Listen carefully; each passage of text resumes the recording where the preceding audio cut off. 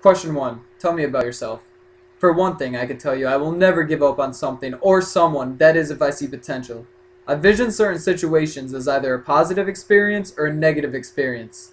If I decide to pursue my vision, then I use a goal-oriented planning process. I create a scheme of action that must include action steps. The great Chinese philosopher Confucius says, "A journey of 1,000 miles begins with a single step." I can tell you a short story about a time I experienced the summer going into my senior year. I volunteered at a local country club to help assist in managing and teaching golf lessons to children. I didn't know what I was getting myself into, but soon enough I realized there was an opportunity to exploit. I was in control, and I had the power to influence and inspire the people of tomorrow. I had the ability to present myself as a transformational leader, which I learned in class is someone who possesses social and emotional intelligence, and also who can inspire others to seek an extraordinary vision. When I met the group of children, I knew right away that I had to explain consideration towards others, golf etiquette, and structure within a group. They listened to me, as I had their attention right away. One of the kids, though, was standing by himself, secluding himself away from the team. I went over to him and told him about courage, the willingness to face fear. I told him not everyone is going to get it perfect right away. I told him not everyone is going to be right on spot 100% perfect all the time.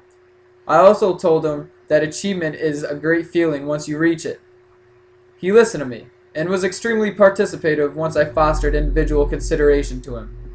I engaged him one-on-one, and knowing my given current environment showed true emotional intelligence with my conversation that I had with him. I felt like a leader showing high qualities of referent power, which is a power that lets people feel respect and wants people to emulate you. The best part of this experience is that the guy who wanted to be secluded from us was the one who finished the best. I took this as a moment in my life to embrace, as I believe I instilled individual and societal ethics by teaching the kids a simple game of golf. Question 2. Tell me about a significant accomplishment in your life.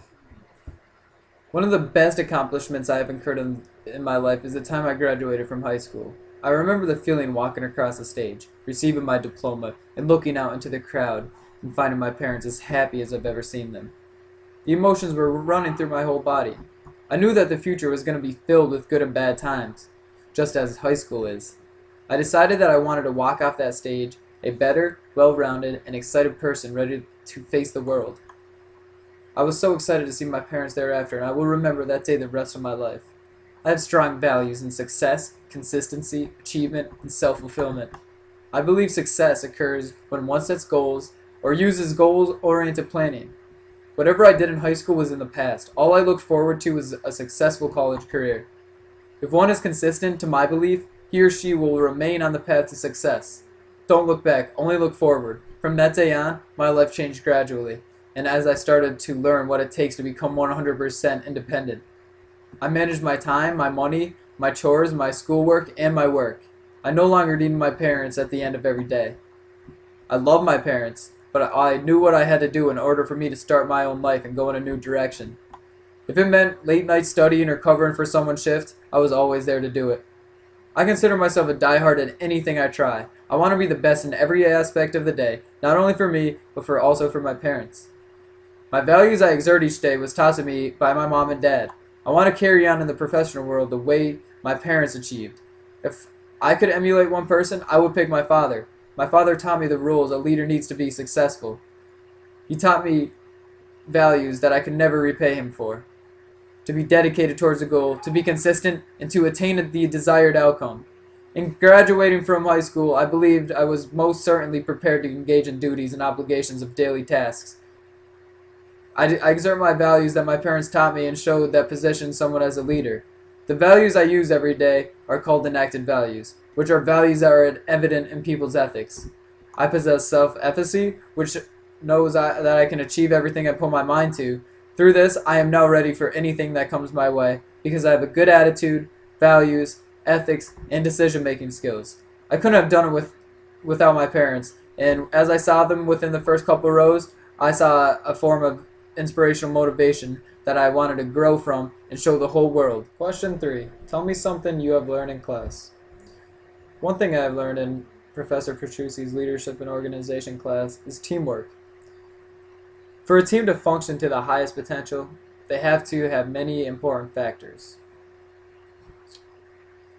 For example, several factors include effective communication, cooperation, differentiation, and making sure everyone is on task. Not everyone is going to be perfect all the time.